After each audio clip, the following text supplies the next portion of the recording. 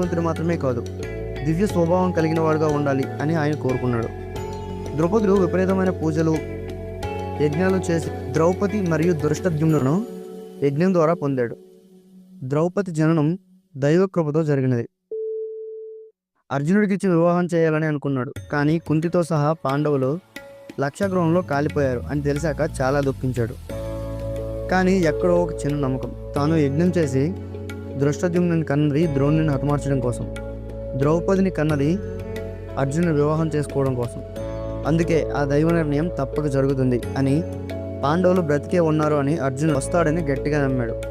అందుకే అందరికీ సాధ్యం కాని మత్స్యయంత్రాన్ని లక్ష్యంగా పెట్టాడు. ఆ మహాసభలో ఒక మహా విశిష్టమైన మత్స్య యంత్రాన్ని ఏర్పాటు చేశారు. ఆ యంత్రం విశేషం ఏమిటంటే తలకిందులుగా వేలాడుతున్న ఒక చేప.